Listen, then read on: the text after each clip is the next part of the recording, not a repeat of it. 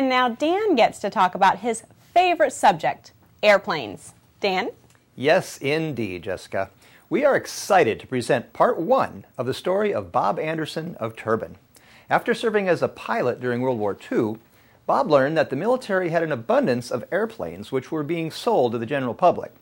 Bob and his friends Ed and Charlie pooled their money and bought a DC-3, which was an ideal plane to carry cargo for long distances. So long before there was a FedEx or a UPS, these three friends established one of the first ever regular freight services that used airplanes instead of trains or trucks. Even though aviation was still pretty rough and tumble in those days, Bob and his friends successfully ran their business for 15 years.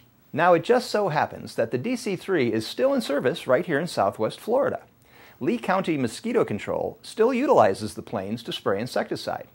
With their gracious permission, we recently took Bob and his old partner Charlie to visit some DC-3s, even climbing in the cockpit and starting the engines. All this week, we're telling the story of Coastal Airlines, and today we begin with the early days, as told by founding member Bob Anderson. Hi, I'm Dan Philgreen for Shell Point TV, and we are out at the Buckingham Airfield in Fort Myers, and I have with me Bob Anderson, who's a Shell Point resident, and his friend Charlie Baird of Palatka, Florida.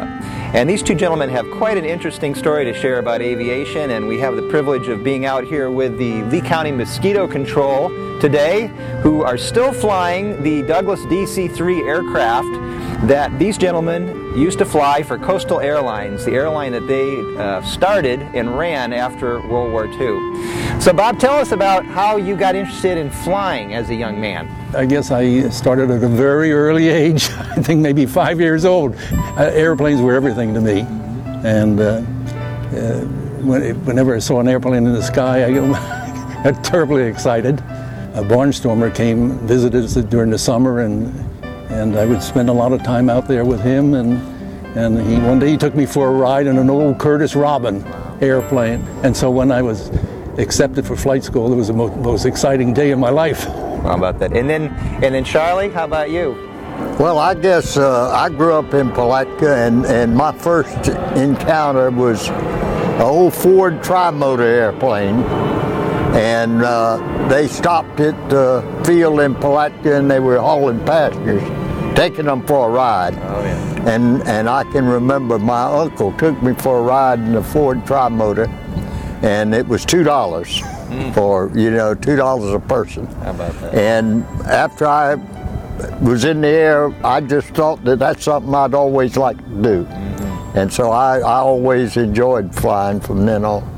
And then a World War came along, yes, and kind of swept you guys up with many others of your age. And tell us about the military flying. I was in service when the war started, and immediately applied for flight school, and took operational training in Cherry Point, and flew in the Pacific during World War II. About early '42 we met. I was an instructor in the mechanics school, and Charlie came through my class, and we developed a friendship almost immediately. And he invited me to visit him in Palatka, Florida. How about that? And then you had a third friend. That was a son of a Polish immigrant, Ed Zerzicki, a wonderful guy. Very talented guy, excellent pilot, super mechanic, and he was the third guy that we needed in our business. Right, in that business, okay, there was just a moment in time, the end of the war.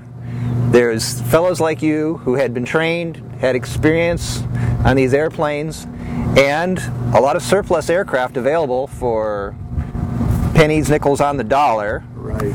And all these factors came together to be able to do something that's really never been possible before. DC-3s were selling for $20,000. $20,000. And that a $5,000 down payment, and that's all the money we had, $5,000.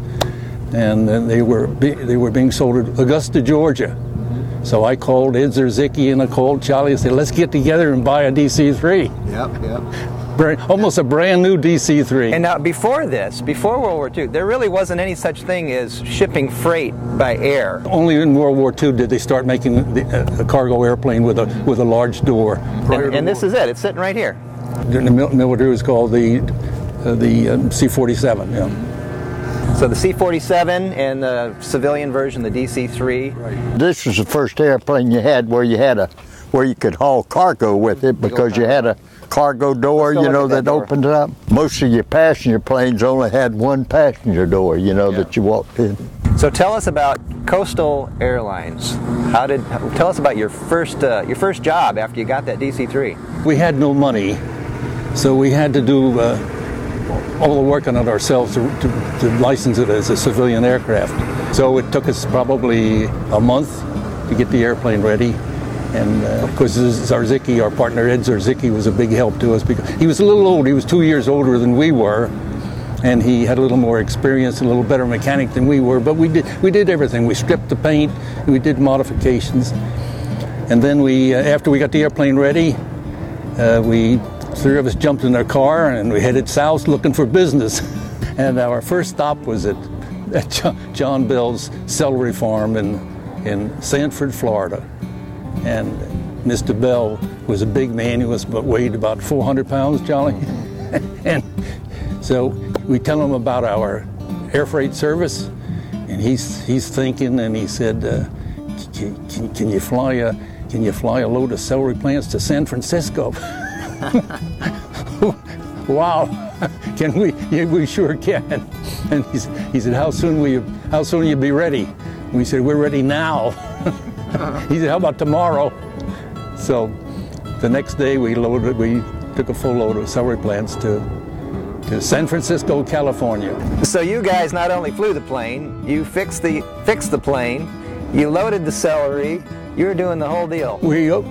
We did the whole deal almost the whole time we were in business. Yep. Our crews loaded and unloaded airplanes. We did it all. You did it all. Our airplane was beautiful though, because we had a painted two-tone, a dark green and a light green, wasn't it, Charlie? Yeah. Light and dark green, but so it was attractive, even though it was metal.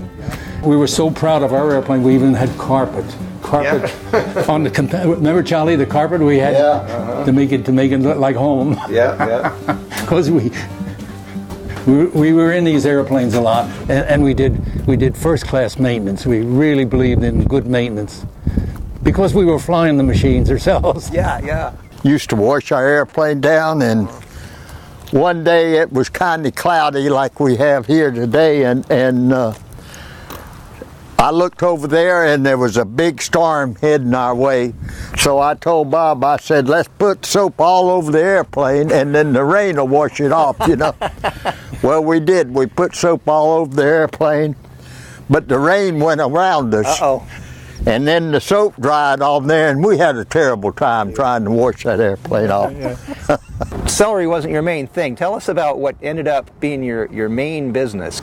One of the big flower growers that had a big farm in Hastings, Florida, visited us while we were working on the airplane, and he said, when our flowers are ready, we'd like you to fly them to New York and Boston. And we gave him a price, and everything was okay. And so we knew we had business down the road. And the first contact we had in New York was the old New York Herald Tribune. Newspaper, I think the best newspaper in the world at the time. They called and asked if they could fly the papers to Florida. Of course, we were delighted. Okay, so you're flying flowers north, flying newspapers south. Exactly right. Signed up with the Herald Tribune, then the New York Times called. Then we had a real problem because Herald Tribune wanted exclusive use of the airplane. So, and here we have the opportunity of taking on the New York Times. Yep. So our operation manager and I, we off to New York, and we talked to like a Dutch uncle to the people at the Herald Tribune, pleading with them, let us take the Times. But you know, they were competitive. Yeah, sure. And they didn't, and Herald Tribune didn't want the Times on the airplane. But and a newspaper isn't worth very much if it doesn't get distributed quickly. And I know you guys, you racked up quite an impressive record of getting those newspapers down south on time. Tell me about that record. Well, I think we're most proud of our performance. I think we operated 6 years and we never canceled a flight. Never once. Never canceled a flight. Wow. I mean... And this is before GPS, this is before... Right. This is the old days. This is at the start of ILS. Yeah. The instrument landing system, the original landing system. So we would take off with almost zero condition. Of course, we were flying cargo and had no passengers to worry about. So, but that's still remarkable. I think maybe we were lucky too.